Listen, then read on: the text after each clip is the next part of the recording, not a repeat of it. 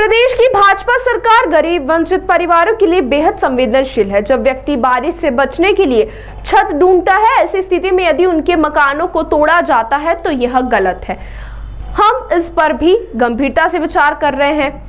वहीं 23 जून को खिवनी खुर्द से हटाए गए अतिक्रमण से प्रभावित लोगों से मिलने खातेगांव विधायक आशीष शर्मा, कलेक्टर देवास, पुलिस अधीक्षक, वन मंडल अधिकारी देवास बरसते पानी में छाता लगाए उनके बीच पहुंचे, जहां कुल 51 प्रभावित लोग 29 परिवार से संबंध रखते हैं।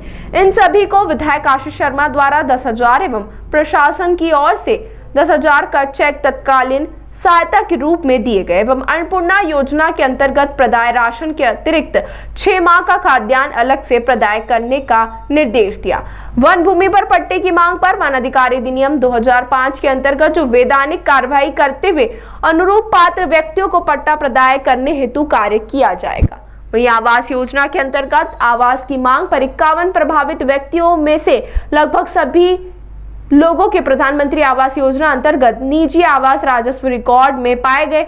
जिन व्यक्तियों के आवास नहीं है उनके लिए प्रधानमंत्री आवास योजना में लाभ प्रदाय किया जाएगा। वहीं प्रभावित परिवारों की अधिकांश मांगे पूर्ण कर दी गई है एवं उनकी सहायता हेतु प्रशासन हर संभव मदद करने का आश्वासन दिया है।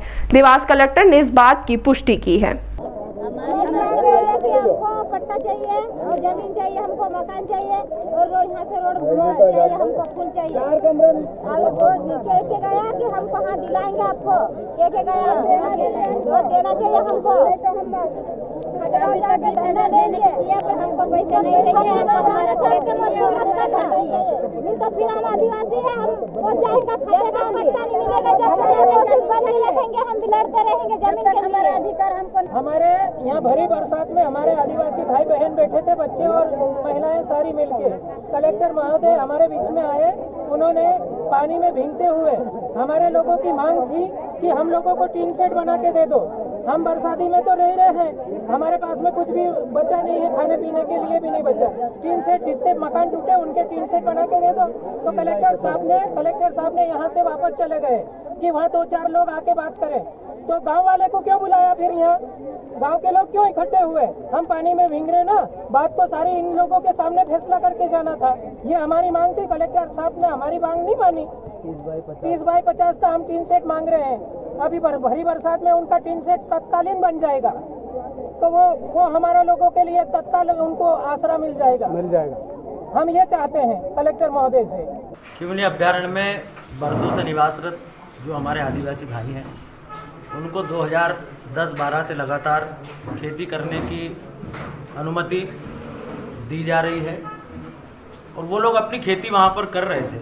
लेकिन चूंकि अब खिवनी अभ्यारण्य क्षेत्र वो संरक्षित क्षेत्र की श्रेणी में आ गया और वहाँ पर लगभग 10 से अधिक टाइगर हैं और इस कारण से विस्थापन की कार्यवाही प्रशासन लंबे समय से वहाँ करने का प्रयास कर रहा था। निश्चित ही जो मकान वहाँ से हटाए गए, वो मकान हटाना मुझे भी बहुत दुखद लगा, सबको बहुत दुखद लगा, क्योंकि बारिश के समय में जब व्यक्ति अपने एक छत ढूंढता है जहां वो बारिश से बच सके, ऐसे समय में उनके मकान तोड़े जाने की सबने निंदा की है और इसीलिए संवेदनापूर्ण रुख अपनाते हुए माननीय मुख्यमंत्री जी माननीय शिवराज सिंह चौहान जी से हमने चर्चा की और अभी हमारे आदिवासी भाइयों से चर्चा के उपरांत उनको 6 महीने का राशन, 20,000 रुपये की आर्थिक सहायता और आगामी 1 माह तक उनको बना हुआ भोजन यहाँ ग्राम पंचायत के माध्यम से कराया जाएगा। जिन लोगों के पास आवास नहीं है उनको आवास के पट्टे और प्रधानमंत्री आवास दिलाने की कार्यवाही की जाएगी। साथ ही साथ रोड जो इनके जाने का गांव का प्रमुख मार्ग है उसका टेंडर भी हो चुका है और रोड निर्माण करने के लिए ठेकेदार आने वाला है, लेकिन उसमें समय लगने की संभावना, इसलिए जिलाधीश महोदय ने निर्देश दे दिए कि तब तक वहाँ रोड को मोटरेबल करने का काम विभाग के द्वारा वो करा देंगे। अच्छे वातावरण में संवाद हुआ है। मध्य प्रदेश सरकार आदिवासियों के प्रति, वंचितों के प्रति, गरीबों के प्रति बेहद संवेदनशील है। निश्चित ही इस समय ये कार्रवाई नहीं होनी चाहिए थी। जिन भी लोगों ने, अधिकारियों ने इस मामले में असंवेदनहीनता रखी है, उनके विषय में भी हम सरकार से बात करें। खिवनी अभयारण्य के अंतर्गत यहाँ पर लगातार पूर्व से भी जंगल विभाग के द्वारा, फॉरेस्ट डिपार्टमेंट के द्वारा लगातार कार्रवाई की जा रही है और उसी के अंतर्गत 23 तारीख को यहाँ पे जो झोपड़ियाँ बनी हुई थी उनको हटाया गया था।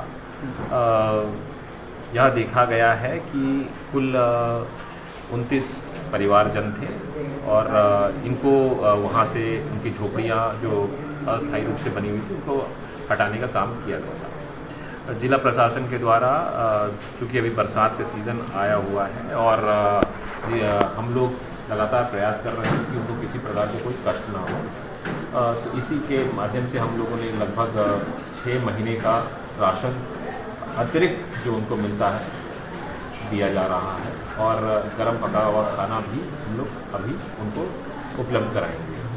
उनकी कुछ प्रमुख मांगें थी कि जिनको प्रधानमंत्री आवास नहीं मिला है उनको प्रधानमंत्री आवास दिया जाए। तो इनमें से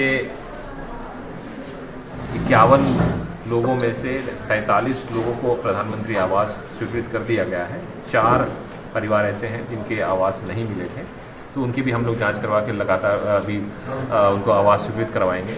इसके अतिरिक्त भी अगर ये ऐसा कोई कहते हैं जिनको आवास नहीं मिला तो हम उनको आवास दिलवाएंगे।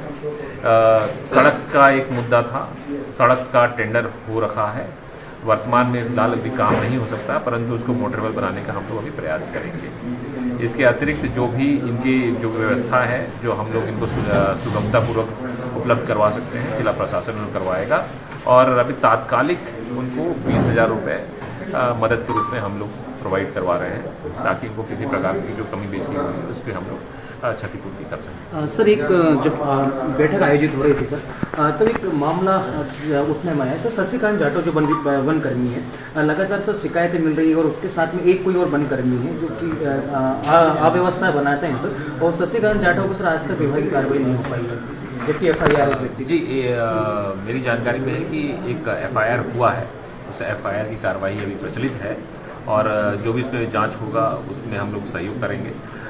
इसके अतिरिक्त DFO को निर्देशित किया गया है कि जो भी कर्मचारी के विरुद्ध शिकायत मिली है विभागीय जांच संस्थित करें और विभागीय जांच करके जो भी नियमानुसार कार्रवाई हो सकेगा वो करें। Thank you. ठीक है, धन्यवाद।